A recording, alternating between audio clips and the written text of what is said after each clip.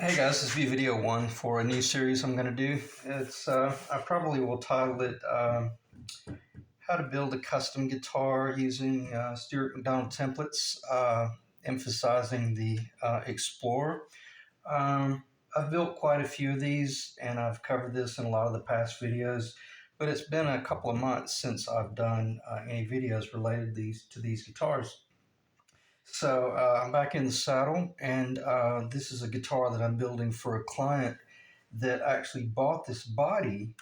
Originally, I had it designed so that it would, just go to the new owner with some of the machine work done, like the pickguard and some of that jazz, and all of the structural machine work to receive a Floyd Rose. But he and I got to talking back and forth, and he's a super cool guy. And I don't work for just everyone, but he and I just hit it off really well, and he really needed my assistance to finish the guitar. But originally it was designed to, and I chose to build it for him or finish it for him.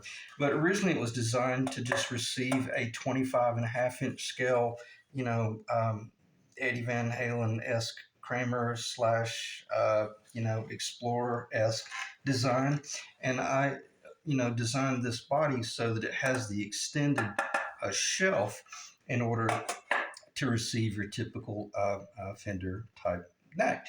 But he and I got to talking about finishing the guitar, and rather than just bolting a neck on or just gluing a neck on, I made the suggestion, hey, this will be a great opportunity for me to show people how you could take this body that I've put together, and if you wanted to turn it into a traditional mounted neck with the mortise and tenon, it's not that difficult to come in here and just chop this off square and change everything. Even so much so, if you wanted to, you could run a route up into the body, to receive that tenon. Because this location right here, I'm just gonna dive right in. So you guys hang on. I'm gonna go really fast in this video. This location right here is the 19th fret. Doesn't matter what the scale is. Hear me out for a second. That's the 19th fret location historically. If it was a 24 3/4 inch scale, then this bridge would move forward a little bit. Everything would move forward. If it's a 25.5 inch scale, then it lands in this position right here. So if you're working from the 19th fret, everything that you do just has to be done with respect to the distance from the 19th fret to the high E saddle. I covered this in the last video about 2 months ago, how to build a custom guitar using StewMac Les Paul templates. It was about 2 months ago. I covered this body, and I don't even know if it was, it was this body and another body in about an hour and 10-minute detail, extremely extensive detail. If you want to see how I discuss the detail of building this bolt-on body, it starts at about the 45-minute mark. If you want to see how I lay out, design, and build this type configuration, it starts at the beginning, and I go into mind-numbing extensive detail about how to do an authentic mortise and tenon per Les Paul specs. And I'm not going to start comparing this to the authentic 58 Explorer. This is different. I prefer this design much better. It leaves more bodywood in from a more stable body, and it keeps it from potentially giving you problems. But if you want to see how to build this thing from the front end, go about 2 months back, and you'll see that starter video. But I'm going to finish this guitar in video series, and I'll refer back to this body a little bit more in a minute. But I'm going to finish this guitar for James, and I'll typically will just refer to him as the client. But what I'm going to be doing, rather than just building a neck or buying a neck for him, and I will be building a custom neck, and I'll be doing it on camera, but rather than just bolting it on or gluing it on like you would a Tele or a Strat. I'm going to be converting it back to a kind of a hybrid join where I'll be pitching the neck on a 2-degree pitch, and I'll be lowering the neck down so that it becomes more of the Explorer design. Right now, this is more along the Strat Tele design, flat. It's a great design. It feels good. It plays great, but it's not going to feel like an authentic '58 Explorer. So as he and I got talking, I said, hey, just for a very small add-on, I can come in here and either cut this off and do this whole heel and tenon design and build this thing per '58 specs and glue it all together, and it'll be great and it'll look good.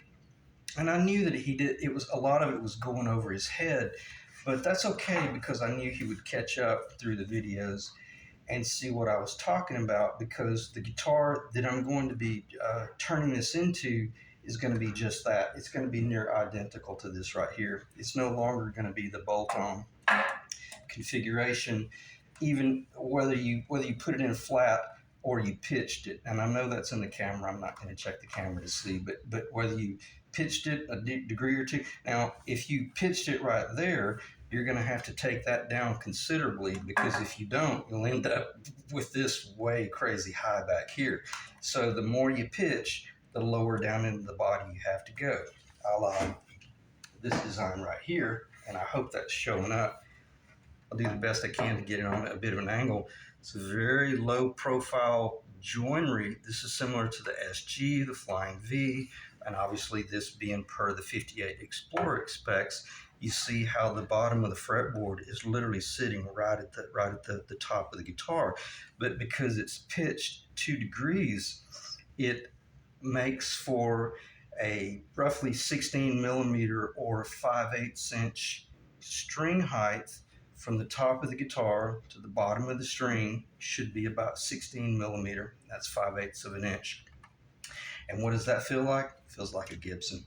It's going to feel like a SG. It's going to feel like a Flying V. It's going to feel like the Explorer, the Modern, things like that. So that's where we're going with this.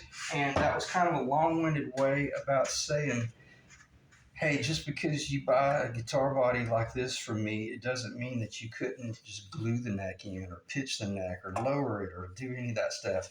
So, and I kind of went off a tangent there a little bit, and I'm not going to edit this video, and I'm not going to stop it, and I'm not going to redo it. I'm really rusty as far as doing videos, so just bear with me. I may ramble a little bit, but I don't want to get into this stop, pause, replay, and try to remember what I covered. I'm just going to start talking about building this guitar. I'm not doing any work in this video at all. I just want to talk about the what I have to start putting into play when I consider converting a Fender Stratocaster-esque Super Strat into a '58 Explorer. And yes, it can be done, especially if you've got the Explorer footprint. Okay, so this is going to be an unbelievably cool guitar. He's like I said, he's just been a very cool client to work with. And we kind of came out of the gate with, hey, this is going to be the bass guitar we're going to build. But then as we progressed through our conversations, and I began to introduce to him to different options, I didn't want to overwhelm him on the front end with exactly what pickup to go with, exactly what color bridge, exactly what knobs to go with, and things like that. And it was cool when you're working with a client that's excited. They come out of the gate, and within a day or two, they're talking about what kind of knobs to put on it. And I'm like, well, that's not important right now. Let's talk about, things like this neck profile. So if you're working with a client, keeping them excited, keeping them motivated, but also keeping them kind of reeled in a little bit as you go through the things that are really important. Like, I could have kept my mouth shut and said, hey, I'll just build you a guitar, and I'm going to build you a custom neck, and we're going to bolt that thing on. And he would have never known that for just a very small amount of money, I would have been able to actually turn it into this right here. and that would have been a shame, and it would have been really. It would have been a shame for me as the contractor to have done that, or the builder. So anyway, but what you have to start thinking once you get those hardcore engineered items behind you or considerations behind you, then you start talking about, hey, I know I gave you an option on the pickups because this is gonna be a complete build. This thing will be strung up, electronics in it, ready to plug in and play. And I'd given him allowance for me to provide 58 specs replica pickups, but I kept hearing him make these statements about, I kind of wish it had them. Well, it's going to be frustrating that it doesn't. Well, he didn't say frustrating. He was like, I could hear that he really wanted Seymour Duncan's, and so I just took note of that on the front end and made certain that I didn't forget that. And then after a week or so of talking, I let him know, hey, if you want, man, I'll give you a deduct on the pickups that I was planning on providing.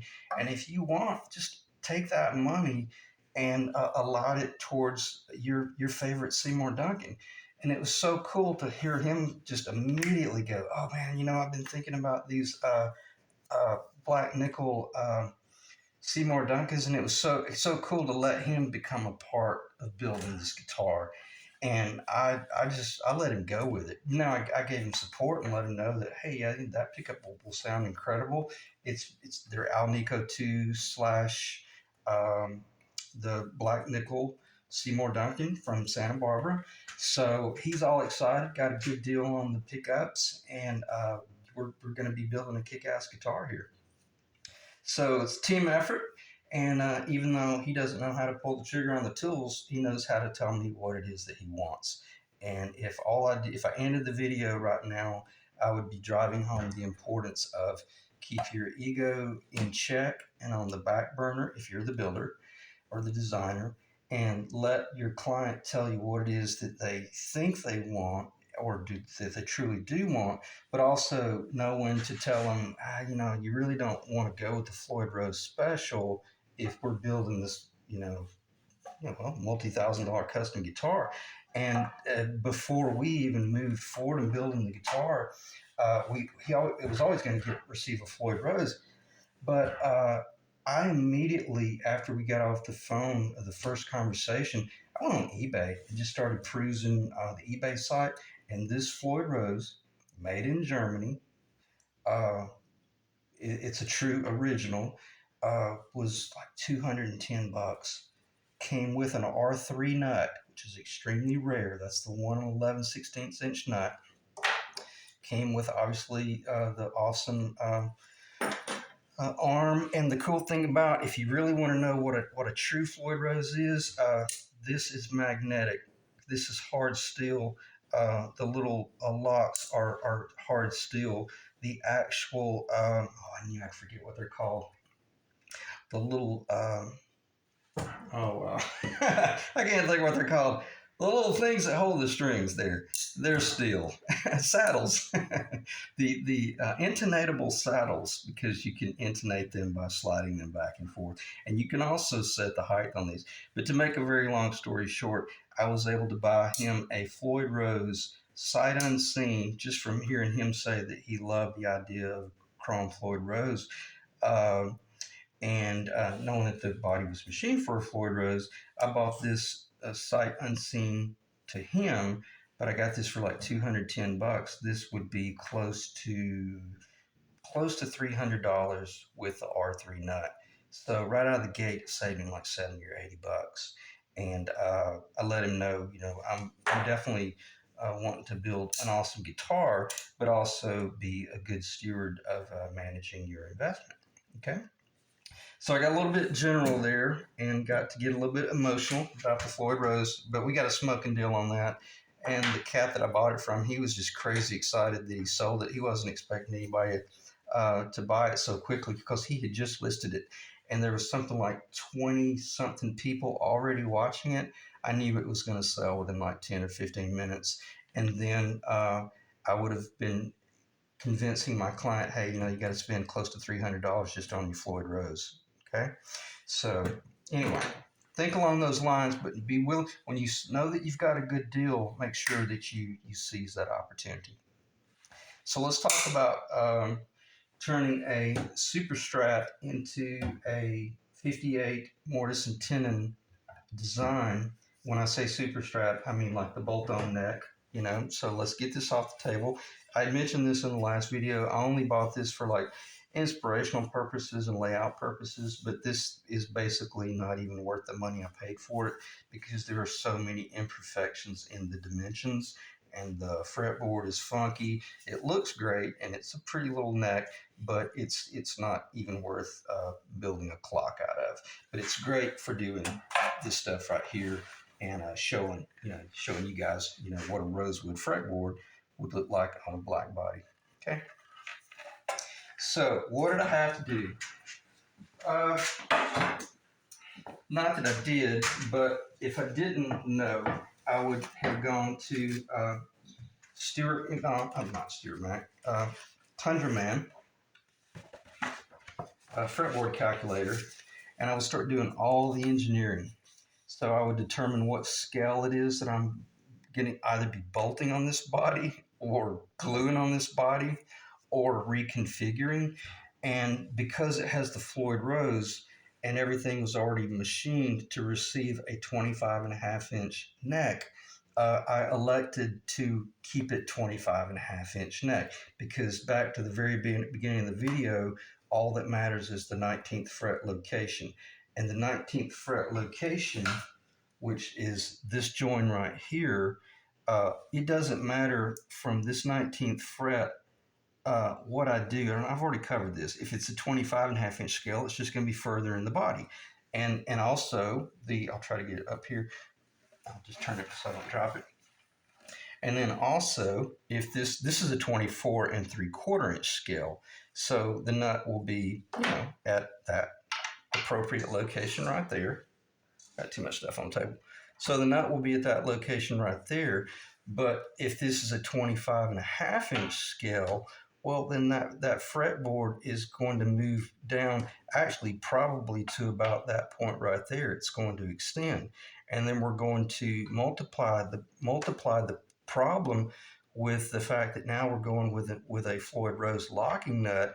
Well, you can't just machine the same lower for a 24.75-inch body scale as well as for the 25.5-inch. So what I'm saying is I'm going to be building a custom neck that's a little bit longer, that once it all goes together, the Floyd Rose visually will stop right here at about that exact same location. Okay, to make it real simple. I'm just going to maintain the visual look of a 58 headstock once it comes off the end of the nut, regardless of how wide that nut is. And obviously, if it's a Floyd Rose locking, it's considerable. This is, I think this is 15.5 millimeter. That's a big base. Okay.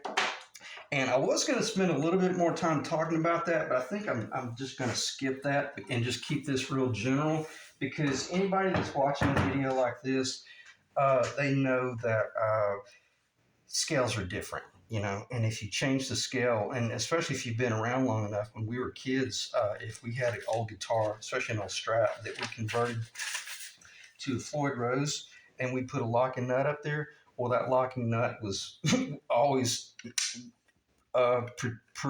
projecting way up into the headstock, which wasn't that big of a deal. But you wouldn't want to do that on a guitar of this caliber. You want to keep all that stuff real pretty and balanced. You don't want it to get too long because it'll look like a giraffe neck. But that's where it just comes down to what looks good, and then you start kind of splitting hairs. Let me check the time. 19 minutes, 26 seconds. Let me get a drink of water. So I did just that. I pulled out my TundraMan fret calculator, verified exactly what I was about to show you, and that since I'm a 25.5-inch scale, what I wanted to make certain, the number that I kept in the back of my mind is I'm designing this neck and preparing to join it to this body in some fashion, whether it's mortise and tenon or in this pocket configuration. I'm looking at this number right here. It's 216.388 millimeter. And what does that mean? From the 19th fret to the bridge. Now, that doesn't mean the bridge studs. That means the speaking length.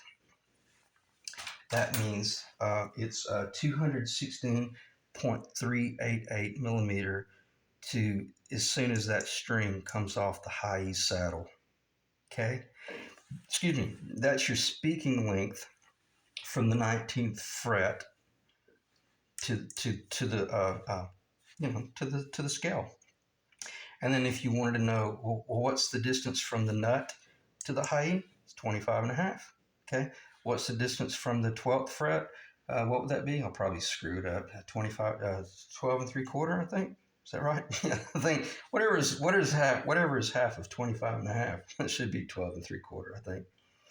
Uh, anyway, so now all I do is I'm no longer focusing on 25 and a half or 12 and 3/4 or all that crap, because you'll start getting lost in your own dimensions. All I want to do now is make certain that when I design this neck, that I'm designing it per the scale that was intended for the body, which is, as I just said, 25 and a half.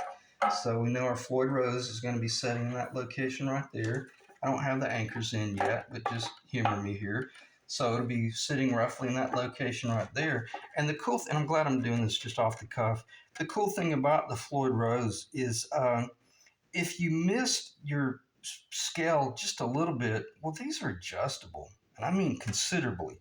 But you don't want to miss it by 5 millimeter, because then either this thing is overhanging really far because you got too far away with a whole configuration, or it's way back here because you got it too close and it's too short. You guys that build guitars, you know what I'm talking about. And when I was selling these bodies, a lot of people were chiming. Well, not a lot. A few people were chiming in saying, "There's no way that's going to work. You know, it's not even the right location." Blah blah blah. And I sent this one bonehead a message and he said he'd been building guitars for like 30 years or something. I was like, "Dude, man, all you're doing is working from the 19th fret, which is in its traditional location." How perfect is that little sample? So let's say that's the 19th fret, and I've already covered this. As long as I know what I'm doing as a luthier, as a builder, as a weekend warrior, cowboy guitar builder, whatever you want to call us, uh, and I've already engineered these locations for these anchors to land, so that once so the weekend warrior that bought this body and bolted his neck on there, then all he has to do is put his Floyd Rose on there and put that baby in place. I'm making it sound easier than it really is. In other words, all he's got to do is drop his Floyd on there and string it up, and he's ready to rock and roll if he knows what he's doing. I know what I'm doing. Bodies are engineered properly, but I can't just grab up a neck, any old neck laying over here, and just start mounting it on this body. I've got to engineer that last 1 or 2 millimeters so that high saddle is exactly where I want it. But if I do have to move it, I want to make certain that it doesn't cantilever over the base, or I also do not want it to have to go back way too far, because if that's the case, then this one will have to go back way too far, and you can't go back too much. You got to hit these pretty close, within a couple of millimeters, and you'll be good. And I'm not going to start talking about how to do that stuff because I've already done it. I've already done it right here on paper. And always write on your paper template what scale you're working with. You'll get yourself in trouble if you pick this up and it's the one that's 24 and 3/4. And this will be a great visual to give you an idea of what the 58 is supposed to look like, or will look like. But that's what I meant by you couldn't just come up here with this location, which that's where the nut is going to be going on a traditional guitar. And if you were to put the Floyd Rose, because you can't cut into the fretboard, it's got to start right there. It can't move out and it can't move in. It's going to land right there. Well, look what you got into. You just got into the truss rod cover. And if you push that truss rod cover up, um, dang near probably a quarter of an inch, well, now you screw up the whole design. So I've got to extend the length of this lower neck close to a quarter of an inch up here, okay, in order for that to look like that right there, which I covered at the very beginning of the video. But this is probably a better demonstration of that because it shows you the importance of the Floyd Rose locking nut ending at the exact same location the traditional bone nut would have ended, and therefore enhancing the beauty of the headstock with the truss cover. Okay, so all these little things are critically important, and you got to kind of build these things from the finished project back. If you don't, man, you'll even the best of us will overlook something, and it's a nightmare if you've already roughed out your lower based on a 2 millimeter mistake, and then you're jumping through hoops trying to clean it up, and make those visual eyesores go away. And I'm pretty good at that. If I have a problem neck that I bought used or something, I'm pretty good at that stuff. But I say, hey, let's engineer it on the front end, and that way we won't have to deal with that crap. Let me check the time again. 26 minutes. I'm going to try to keep this around 30 minutes, maybe 40 minutes tops, because this being the introduction video of this guitar and the fact that I have not done a video in about 2 months, just please note that I'm not going to repeat myself, but I may kind of ramble on about some other things like this, pickguard. And I machine all of these per the bodies that I've built, because I'll cover this briefly. You can't just buy these off the shelf and bolt it on. First off, they're not available. And secondly, if you did, you'd be buying the one that's for the 76 Explorer, which is different. This is shorter, it's more pointy, they're just different. This is the 58 specs.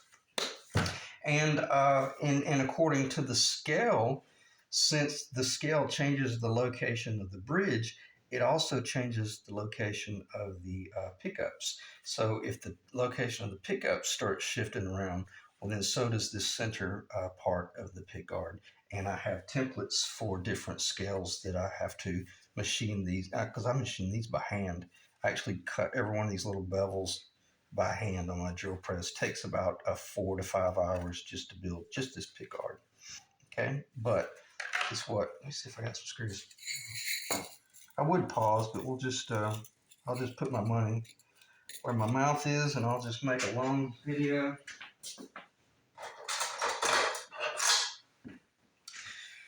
Kind of rambling on about building guitars.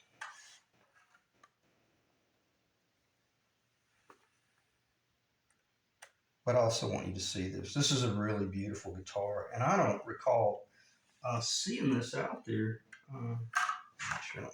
It doesn't matter if I scratch it, because as I told James, there's no sense in really doing the finish work on the body yet, because since I'm building the neck, I'll be cutting all this up, fastening the neck, aligning the neck, gluing the neck in, and stuff like that. So after it's all said and done, and I didn't even clarify that, it will be painted black. So the neck will be black as well. But this is going to be a really, really beautiful guitar, and a very rare guitar, because I did a little bit of search, your online search. I couldn't find a black 58 specs with a parchment pickguard with a Floyd Rose. I couldn't even find one that was had the nickel ABR1 and traditional tailpiece. I'm sure it's probably out there, but this thing is going to be really, really sexy. And keep in mind, we'll be going with black Gibson pickup rings, and then his black nickel slash Seymour Duncan slash Alnico tees. This thing's going to be kick ass. I mean, it's just going to be beautiful. real sexy guitar. So it's real cool because it's going to have the whole vintage vibe going on with the footprint and the pickguard. And I'm really going to try to encourage him to stay traditional on the knobs. I know he kind of likes hot rodding stuff and dressing it up, but just hear me out. You do that stuff after you receive it, but don't ever send me a picture of it. I'd really prefer that you kept it real traditional. And what would be traditional? Uh, if I have one,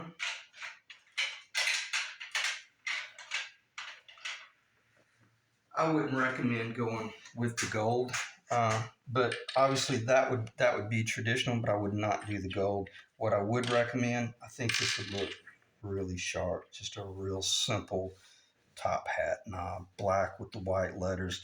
From a player standpoint, you really can't beat these. It's very easy to see the numbers. So I only have one of these.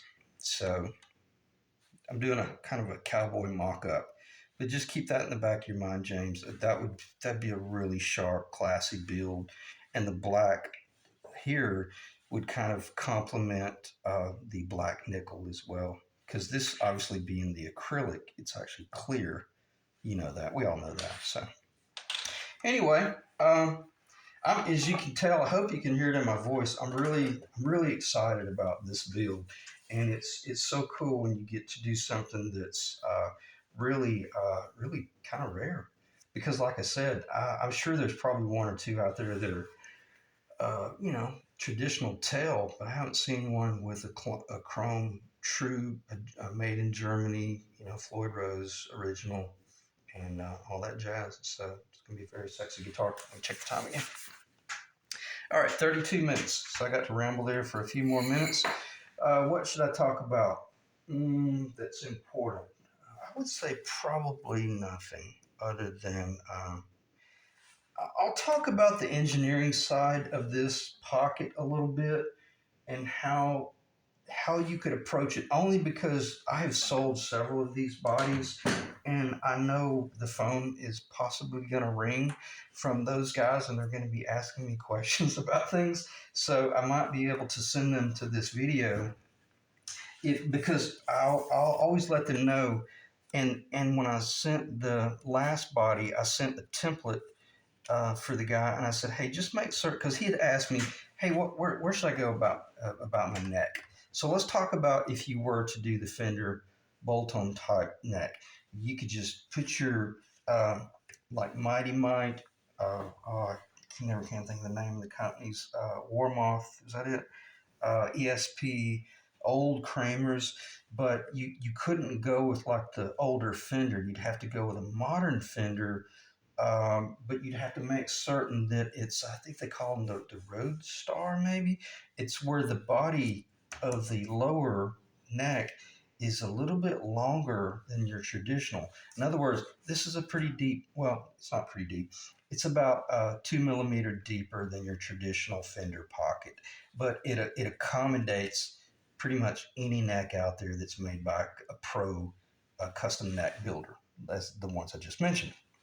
So, on that note, if you were to uh, glue your neck in, but you wanted to get rid of this whole Telecaster Strat platform esque hanging out right there, and you wanted to glue your neck in and then carve and shape a heel per vintage specs, then that heel would actually be, let me just do this, just let that fall. That heel, the traditional heel would be, let me just grab it right there, it's right there. It would be right there. So every bit of this mask would get carved off by hand. And if you're good with a chisel and rasps and sandpaper and stuff like that, you can build it out per 50 specs. So the reason I present this is I'm kind of toying with the idea of actually doing that and showing that on camera and kind of blowing everybody's mind, because that might be just as easy for me to build the guitar that way. It would still be pitched, per the 58 specs, but how I present a heel is kind of irrelevant because after it's under the epoxy and the paint and the nitrocellulose lacquer, it doesn't matter. It's going to be per the vintage specs, a la what I showed here. You know, it's going to look like that right there. Except it won't be below it. I'll bring it up flush. Okay. I didn't bring this heel flush with the body only because this was Honduran mahogany, and it was intended to obviously be distinctively a different color, or clear coat against white. But that would be the profile of the heel per that company right there. Okay, so I probably shouldn't have started talking about that because that's kind of off the charts. But nonetheless, it probably is okay that I'm talking about that because as I progress through these videos, I may elect to not just cut this off straight and build this neck right here or this type neck and do a mortise and tenon. I may actually do more of a fender design, get epoxied in and pitched. So not there yet. All I'm saying is it doesn't really matter because I will be epoxy gluing the neck in, and it will be so strong that it will actually be acting as a through body design. It won't just be a neck that's bolted onto a body, which that's okay. There's nothing wrong with that. I mean, Fender changed the world with it, and for good reason. It's a very simple design, but from an artisan standpoint or from a luthier standpoint, it's pretty, cool when you can machine all of those pitches. This is a 2-degree pitch right here, and all of these. I think there ends up being 7 sides, 1, 2, 3, meaning the heel, 4, 5, 6, 7. Okay, let's go through that again. One side right here, one side right here, one side right here, one there, there. So those 3, and then the 4th, meaning when you can show your ability to join 7 different points and not have to rely on an enormous amount of glue or epoxy or shims, it shows that you really know what you're doing. And then also for everything to fit together. And that's kind of the reason I built this guitar this way, to show that, hey, I have the ability to, put a stain grade neck on a paint grade body in a mortise and tenon fashion. I don't ever see anybody do that right there. And it looks cool too. Some people would not appreciate that. But when you're building this design, I think it's pretty cool to be able to build it in that fashion. And does it sound better? Yes, it does sound better, because that's what I meant by what's going on now. Since this neck is epoxied in, it is now acting as a through body design, a single piece of wood. And what's cool is you can rest your ear up against the body right here and simply come up here and just touch it. Not, I don't mean rub on it, but just touch it, and you'll actually hear it all the way down here. So can you do that on a Strat? Yeah, probably so. I mean, it's probably still really good, but I think it's more from the standpoint of just the artisan side of being able to do it, because not many people can do that. I'm not bragging or anything.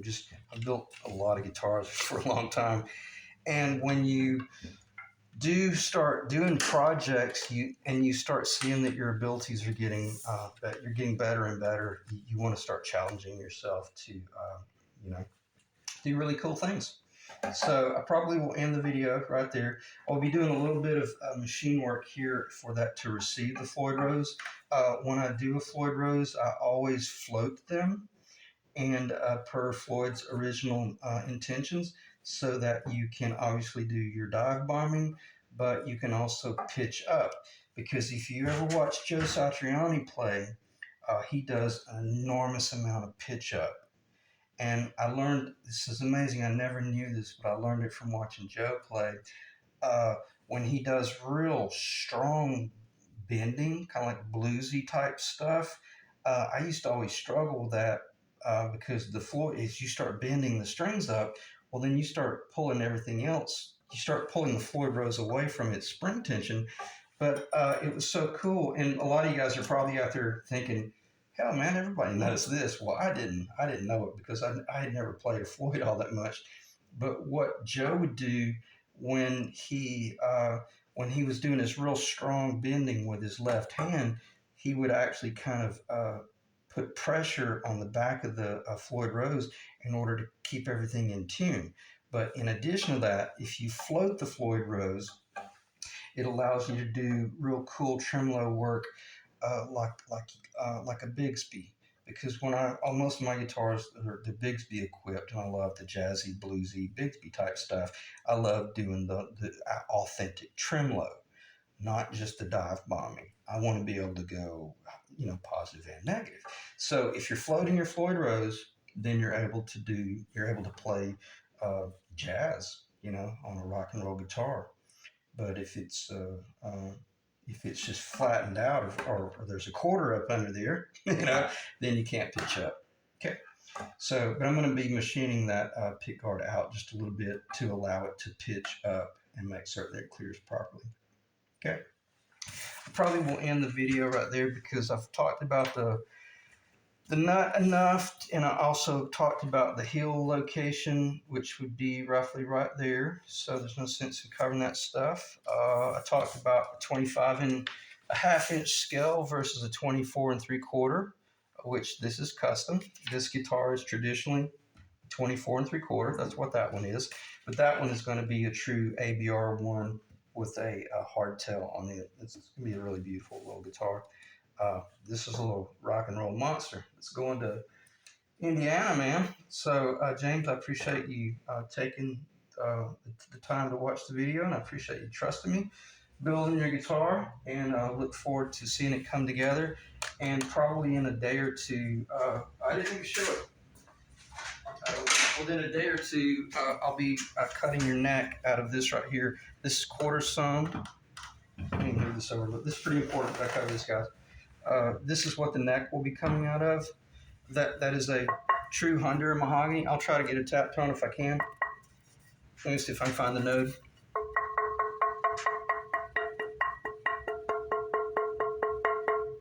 Beautiful. I hope that came through on the camera.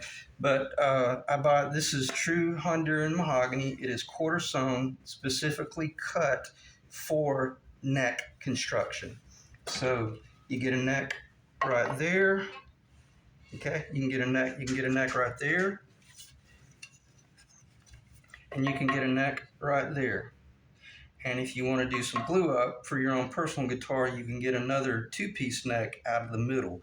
But what I will be doing is selecting the most perfect. It's right there. That's the most perfect quarter of the board. Therefore, this will end up being the neck right there. That'll end up being the where the fretboard surface will land. Like there's your fretboard. Fretboard will be landing on that surface right there. The neck will be getting cut out in that location right there. So I won't be doing all that on camera because that's real time consuming. Because believe it or not, I clarified that I can get 3 necks out of this if I'm real cautious and real careful with my bandsaw work. It's ever so close, but it works if I don't rush it. And then one thing that will be different, this is an authentic 17-degree pitch, which even on the 58 Explorer, they did not do the 17-degree pitch. They did the 14-degree pitch. I think it might have been closer to 12 or 13 because the last Explorer that I built was a 14-degree pitch. And man, that baby, it was monstrous. The pitch down, especially once you got into the hole.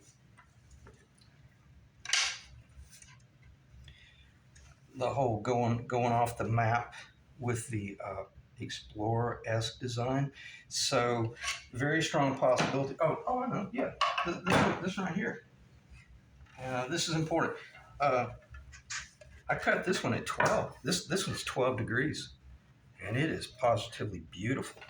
And from a functional standpoint, far more functional. So I'll cover that with you, James. But if you trust my judgment, I may be going with a 12-degree pitch headstock. And what I'm talking about is the pitch of the headstock. There's no sense in going 17 degrees like the old 50s Flying V. See what I'm saying? We'll be taking it closer like 12 to 14, and it'll work. All right, I should have brought that up because that might just create more confusion than good. But we'll cover that stuff in the future videos. And when I say future videos, in a day or two, because this thing is about to materialize very quickly, because I'll be working on it every day for the next week and a half to 2 weeks, and hopefully ready to ship it by, well, whatever 2 weeks is from now, roughly the 22nd, give or take. Okay. Because I'm still waiting on the fretboards to come in. All right, I'm just going to stop talking. I appreciate you guys checking in. I hope I didn't waste your time. If you got any questions or comments, let me know. Give me a thumbs up, if you will. I sure would appreciate it, because I got a sneaky suspicion that this platform has pretty much shadow banned me, probably because of the content that I'm providing is very rare. I don't know of anybody providing them as much design detail that I'm providing, and it's kind of a shame that I don't have multi thousands of subscribers, but it is what it is. And truth be known, I really don't care, but if you're interested in my channel, then support me a little bit with a thumbs up. I don't monetize my channel, so if you see advertisements, I don't have anything to do with that crap, and I'm not affiliated with anyone, although you will hear me talking about Stuart McDonald all the time, because all of my templates for these guitars they originated from the original Stuart McDonald 59 Les Paul that was owned by Dan Erlewine of StewMac. And I bought this template set first, and then I got to thinking about what it was I was holding, and I realized, oh wow, I'm also holding a 50s Flying V. I'm holding a 50s Les Paul Junior, an SG, and then an Explorer, and you name it. And once I got to thinking along those lines, I just took those templates, whether it's with the humbucker or with the P90 template from StewMac.com, and I just started making my own templates, and started out with the Explorer. I got the Flying V was first, because I've built a bunch of Flying Vs, but I just built this Explorer template, and basically now this one is a true 58 Explorer specs right here, but what I did with this body, which I clarified in the first video, was I just turned it into a super Strat down the middle, and I just aligned the center lines, found the correct scale from the 19th fret. Okay, once you have that 19th fret location, if you're going with a 25.5-inch scale, then you'd move up a little bit. If you're going with a 26-inch scale, then you'd move down a little bit. Okay, it's as simple as that. As long as you stay on that center line, which we know we have to, doesn't matter what the footprint is. You can build whatever you want. Okay. All right, appreciate you guys checking in, and I'll see you in the next video.